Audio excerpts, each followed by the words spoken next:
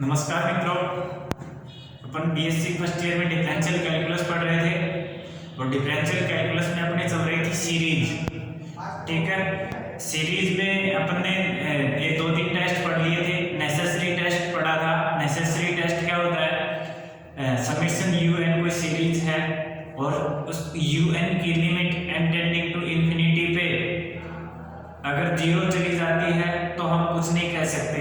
अगर non zero जाती है तो वो सीरीज कन्वर्जेंट नहीं है, यानी कि summation un is convergent if limit n tending to infinity un equal to zero. ठीक है, अगर कन्वर्जेंट है तो लिमिट जीरो जाएगी, अगर लिमिट जीरो नहीं जा रही है तो कन्वर्जेंट नहीं है। ठीक है, जैसे अपन पढ़े डिफरेंशियल कैलकुलस।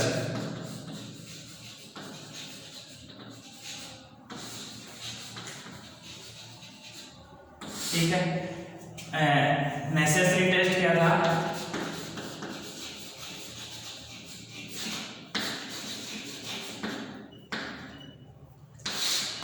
ये होता है if summation un is convergent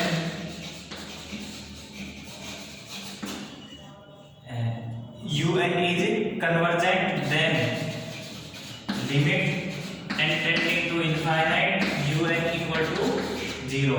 यानी कि un कन्वर्जेंट है तो लिमिट जीरो पे जाएगी। और इसका अगर जैसे उल्टा देखें, इसकी limit not equal to zero है। और में लिख लो if limit n tending to infinite un not equal to zero, this implies summation un is not convergent.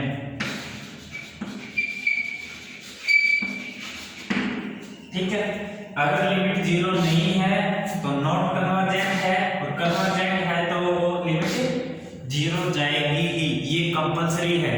ठीक है, ये कंपलसरी है कि लिमिट कन्वर्जेंट है तो लिमिट जीरो जाएगी, और लिमिट जीरो नहीं है तो वो कन्वर्जेंट भी नहीं है। ठीक है, इसके लिए अपन ने एग्जांपल पढ़े थे। समेशन 1/n स्क्वायर, ये क्या थी? कन्वर्जेंट थी। और समेशन 1/√n, ये क्या थी? डाइवर्जेंट। ये तो थी अभिसारी, और ये क्या थी? अपसारी। ठीक है, 1/√n डाइवर्जेंट अपसारी और 1/n स्क्वायर कन्वर्जेंट यानी अभिसारी। यदि कन्वर्जेंट है तो लिमिट जीरो जाएगी, और जीरो नहीं जा रही है तो कन्वर्जेंट नहीं है। अब ये दोनों एग्जांपल ऐसे हैं, दोनों की लिमिट तो क्या जा रही है? जीरो जा रही है, लेकिन एक कन्वर्जेंट है, दूसरी डाइवर्जेंट है। इसकी लिमिट 1/लिमिट n tending to infinite 1/n square. 1/n square ये कहां जा रही है? इसकी लिमिट जीरो पे। Convergent, convergent implies limit zero. ठीक है, कन्वर्जेंट इंप्लाइज लिमिट जीरो। ये कन्वर्जेंट इंप्लाइज लिमिट जीरो। अब देखो, limit not equal to zero, not convergent. अब मैं ये कहूं limit not equal to zero, अगर जीरो चली गई तो कन्वर्जेंट है नहीं है, कुछ नहीं कह सकते। इसकी लिमिट देखो, limit n tending to infinite 1/√n, इसकी जीरो चली गई, can not say anything.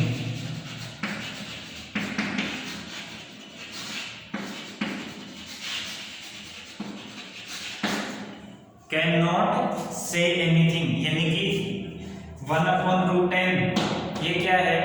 Convergent नहीं है। कन्वर्जेंट नहीं है, नहीं है तो लिमिट जीरो जा भी सकती है और नहीं भी जा सकती। कन्वर्जेंट है तो लिमिट जीरो जाएगी, लिमिट जीरो नहीं जा रही तो नॉट कन्वर्जेंट। ठीक है, आया समझ में? अब देखो,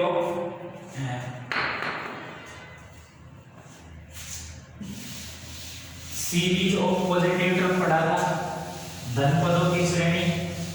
सीरीज ऑफ पॉजिटिव टर्म, धनात्मक पदों की श्रेणी। ठीक है,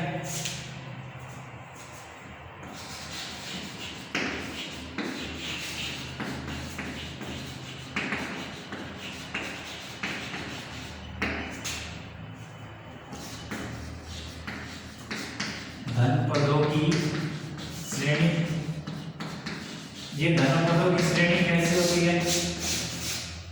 देखो, धन पदों की श्रेणी वो श्रेणी होती है जिसका प्रत्येक पद धनात्मक हो, धन पदों की श्रेणी कहलाती है। वह श्रेणी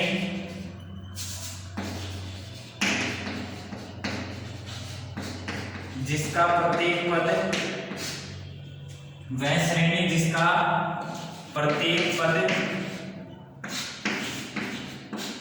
धनात्मक हो, धन पदों की श्रेणी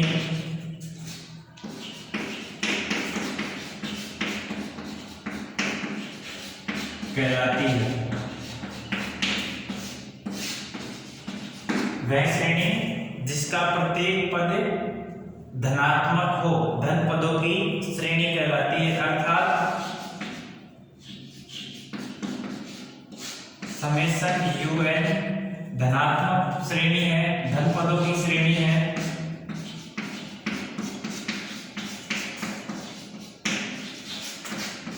श्रेणी होगी यदि UI greater than 0 for all I। ठीक है, UI greater than 0 for all I। ठीक है, UI धन पदों की श्रेणी कहलाएगी यदि U का प्रत्येक पद धनात्मक हो, तो वो UN है, वो धन पदों की श्रेणी कहलाएगी। For all UI greater than 0। ठीक है, तो ये धन पदों की श्रेणी कहलाएगी। अब नेक्स्ट देखो, अगर कोई सीरीज है वो धन पदों की श्रेणी है, धन पदों की श्रेणी है और उसकी लिमिट 0 नहीं जा रही, तो उसको क्या कहेंगे? वो सीरीज डाइवर्जेंट है। देखिए, एक एग्जांपल है ऐसा, मैं बताऊं आपको।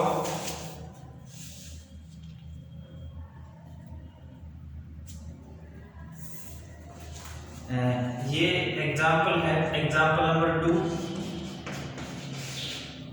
So that the following series is not convergent.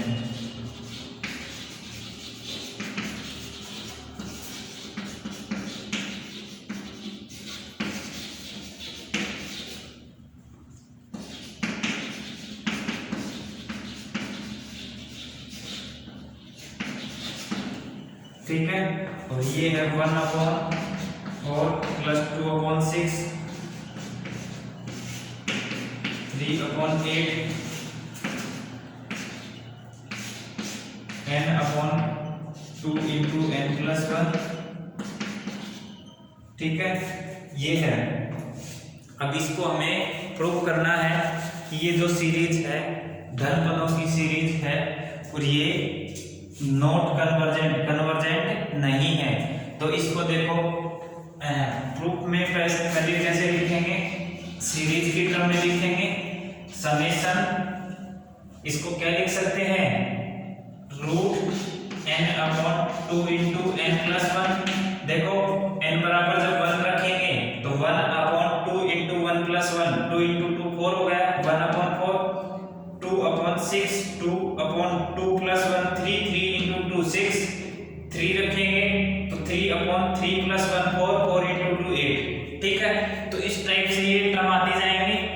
तो इसको सीरीज की फॉर्म में हमने ऐसे लिख लिया, अब हमें नेसेसरी टेस्ट लगाएंगे, applying necessary test.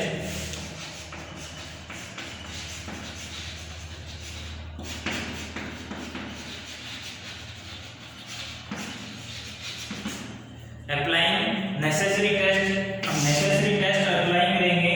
Necessary test क्या कहता है? Limit n tending to infinite un, n tending to infinite un, और वो un क्या जाना चाहिए? Not equal to 0, not equal 0 तो नॉट कन्वर्जेंट। तो un क्या है?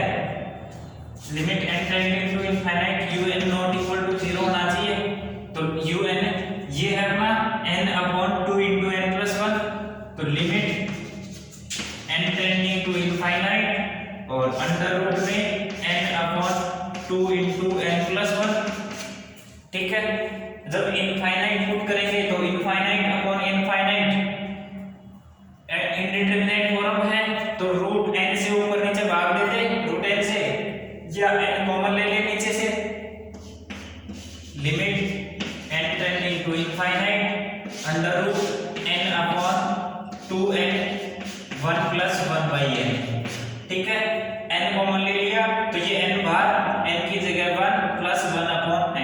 ठीक है, ये n से n कैंसिल, बराबर limit n tending to infinite under root में 1 upon 2 into 1 plus 1 by n। अब limit n tending to infinite, n की जगह इनफाइनाइट रखेंगे तो 1 upon 2 into 1 plus infinite 1 upon infinite, यानी कि 1 अपॉन इनफाइनाइट 0, तो अंडर रूट में 1 अपॉन 2 into 1 प्लस 0 बराबर 1 रूट 1 बाई 2, जो नॉट इक्वल 0 है। 1 upon under root 1 by 2 not equal to 0 है। This implies series is not convergent. ठीक है, ये एग्जांपल नंबर 2 था और सन 2016 में आया हुआ एग्जांपल है ये। ठीक है, तो यहाँ हमें सिर्फ नेसेसरी टेस्ट अप्लाई करना था। नेसेसरी टेस्ट अप्लाई करते ही हमारा रिजल्ट आ गया कि ये सीरीज कन्वर्जेंट नहीं है। ठीक है, अब सीरीज 3 तरह की होती है, या तो कन्वर्जेंट सीरीज होगी, या डाइवर्जेंट सीरीज होगी, या ऑसिलेट सीरीज होगी। अब ये सीरीज कन्वर्जेंट तो नहीं है, अपना आंसर तो यही आ गया, लेकिन अपन इस पे थोड़ा सा और काम करेंगे। ये सीरीज के बारे में देखेंगे कि ये सीरीज डाइवर्जेंट है या ऑसिलेट सीरीज है। अब हमने अभी ऊपर लिखा है सीरीज ऑफ पॉजिटिव टर्म, धन पदों की श्रेणी। अब देखो, पहला पद धनात्मक है 1/4 अंडर रूट में, तो 4 का अंडर रूट 2, तो 1/2 ये तो पॉजिटिव है, ये भी पॉजिटिव है, धनात्मक है। पहला पद धनात्मक, दूसरा धनात्मक, तीसरा भी धनात्मक, आगे आने वाले प्रत्येक पद धनात्मक। सभी पद धनात्मक हैं, तो धनात्मक में कुछ और धनात्मक धन, किसी धन पद में दूसरा धन पद जोड़ेंगे तो वो पद धनात्मक ही आएगा और पहले वाले से ज्यादा आएगा। ठीक है, पहले वाले से ज्यादा आएगा। ठीक है, तो प्रत्येक पीछे वाले पद में अगला वाला पद और ऐड करेंगे तो कुछ न कुछ एक्स्ट्रा ऐड होके आता है, पीछे वाले से बड़ा पद आता है। ठीक है, इसलिए ये पद इससे बड़ा है, ये पद इससे बड़ा है, ये वाला पद इन दोनों के सम से बड़ा है, उससे अगला पद और पीछे वाले से बड़ा है। ठीक है, ऐसे प्रत्येक पद पीछे वाले पद से बड़ा होता जा रहा है। तो देखो, प्रत्येक सभी पद धनात्मक हैं और प्रत्येक धन पद पीछे वाले पद से बड़ा है। ठीक है, तो ये ऑसिलेट तो कर नहीं रहा। ऑसिलेट का मतलब तो ये है, ये छोटा है, अगले वाला ऐड करेंगे तो वो बड़ा हो जाएगा, फिर ऐड करेंगे फिर छोटा हो जाएगा, फिर ऐड करेंगे फिर बड़ा हो जाएगा। ठीक है, जैसे -1 raise to power n, -1 raise to power n summation. ठीक है, जब n बराबर 1 पुट करेंगे तो -1 आएगा, और पुट करेंगे और e1 पुट करेंगे तो 0 आएगा। ठीक है, तो देखो, पहला पद -1, दूसरा 0, तीसरा -1। जब एक पद होगा तो -1 होगा, 2 पद होंगे तो 0 होगा, 3 पद होंगे तो -1 होगा, 4 पद होंगे तो 0 होंगे। ठीक है, इस टाइप से ये चलता रहेगा। तो ये सीरीज कैसी होगी? ऑसिलेट सीरीज होगी, यानी कि इसमें देखो प्रत्येक पद कैसा है, ऋणात्मक भी है, धनात्मक भी है। ना तो ये धन पदों की श्रेणी है, ना ये ऋण पदों की श्रेणी है। ठीक है, जब ऐसा केस आ जाए तो हमें सबसे पहले ये देखना होता है कि धन पदों की श्रेणी है क्या। धन पदों की श्रेणी है तो हम उसको वही कह देंगे कि ये श्रेणी धन पदों की श्रेणी है, कन्वर्जेंट नहीं है, इसलिए यह श्रेणी अपसारी श्रेणी होगी, यानी कि डाइवर्जेंट सीरीज होगी। ठीक है, मैं लिख लेता हूं एक बार इसको, इस डेफिनेशन को मिटा देता हूं।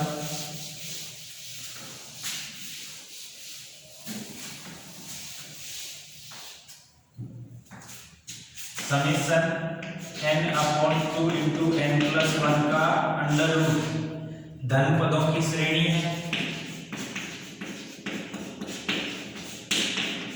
धन पदों की श्रेणी है तथा अभिसारी नहीं है, अभिसारी नहीं है, अतः यह श्रेणी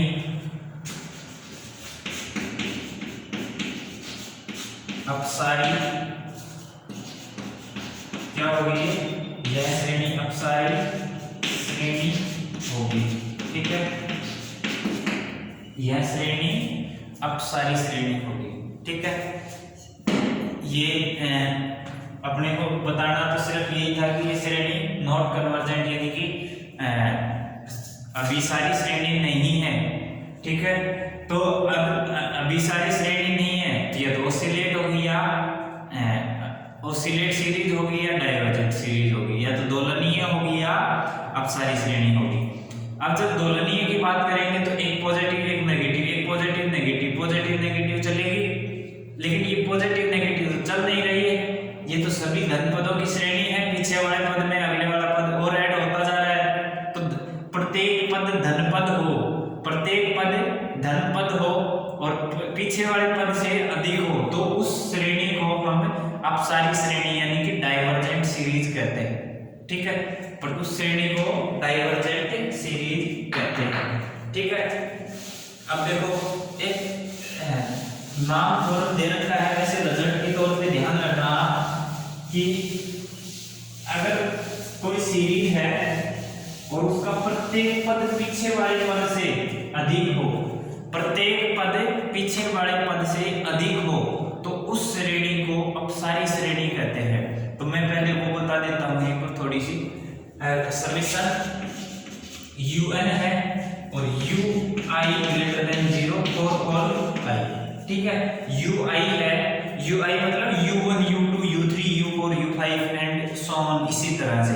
ठीक है, प्रत्येक ui क्या है, 0 से बड़ा है, प्रत्येक ui 0 से बड़ा है, बड़ा कह दो या बड़ा या बराबर कह दो, बराबर भी होगा तो भी हमें कोई दिक्कत नहीं है, बड़ा ही बताओ आप, क्योंकि अगर 0 आ गए, सभी पद 0 आ गए तो सीरीज कन्वर्जेंट हो जाएगी।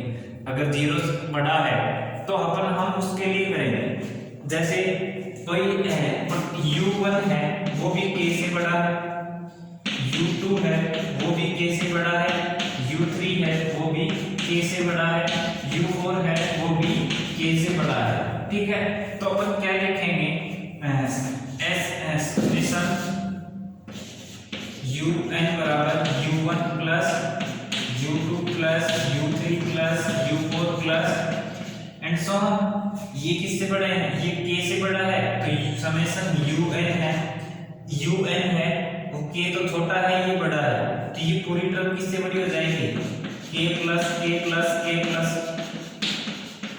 ठीक है, और अगर ये n equal to 1 to k n equal to 1 to k m time लिख लो, m तक है तो ये sm बराबर क्या हो जाएगा, m टाइम के, sm क्या हो जाएगा, m टाइम के, और ये m sm क्या होता है, m पदों का योग। अगर m पदों के योग की लिमिट अनंत जाती है, इनफाइनाइट जाती है तो वो सीरीज अपसारी श्रेणी कहलाती है, और कोई फाइनाइट नंबर जाती है तो वो अभिसारी श्रेणी कहलाती है। ठीक है, तो इसकी लिमिट क्या जाएगी, limit n tending to infinity sm बराबर limit m tending to infinite m के, और बराबर क्या गई इनफाइनाइट, और इनफाइनाइट गई तो क्या कह सकते हैं, अतः समेशन un श्रेणी अपसारी श्रेणी कहलाती है, अपसारी श्रेणी कहलाती है।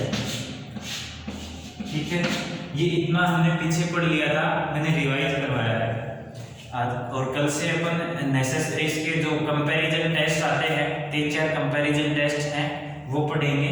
आज हमने ये धन पदों की श्रेणी पढ़ी, नेसेसरी टेस्ट पढ़ा, और एक सीरीज पॉजिटिव टर्म की सीरीज है, धन पदों की श्रेणी है, तो वो धन पदों की श्रेणी है वो हमेशा अपसारी श्रेणी कहलाती है। ठीक है, उसका प्रूफ हमने देखा un है, प्रत्येक टर्म k से बड़े हैं तो उसके लिए हम उसको mk लिख सकते हैं, m टर्म का सम mk, ठीक है। और limit m tending to infinite पे sm बराबर limit n tending to infinite mk बराबर 0। अब आप nth टर्म का सम पढ़ते आ रहे हो तो nth टर्म का सम लिख लो यहाँ sn और इधर भी m लिख लो और इधर इसको m लिख लो, m बराबर 1 to n, ठीक है, ये हो जाएगा। और यहाँ फिर सभी जगह n कर लो, ये भी n हो जाएगा और ये भी n हो जाएगा, ठीक है। n लिखना चाहो n लिख लो, m लिखना चाहो m लिख लो, उससे कोई फर्क नहीं पड़ेगा, ठीक है। ये n पदों का योग हो गया, पीछे वाला m पदों का योग था, उससे आप मैंने n पढ़ाया था शुरुआत से, n पदों के योग की लिमिट अगर इनफाइनाइट जाती है तो वो अपसारी श्रेणी कहलाती है। कभी इनफाइनाइट प्लस का, कभी माइनस का इनफाइनाइट, कभी प्लस का फाइनाइट नंबर, कभी माइनस का फाइनाइट नंबर, तो उस श्रेणी को दोलनीय श्रेणी कहते हैं, ठीक है। और उसके बाद में अगर कोई श्रेणी n पदों के योग की लिमिट कोई फाइनाइट नंबर जाती है तो हम उस श्रेणी को अभिसारी श्रेणी कहते हैं, ठीक है। तो आज के लिए अपन इतना ही। अगले लेक्चर में जब भी अपन पढ़ेंगे कंपैरिजन टेस्ट देखेंगे, कंपैरिजन टेस्ट से रिलेटेड अपन कुछ एग्जाम्पल पढ़ेंगे और फिर उसके बाद में आगे देखेंगे, ठीक है। धन्यवाद।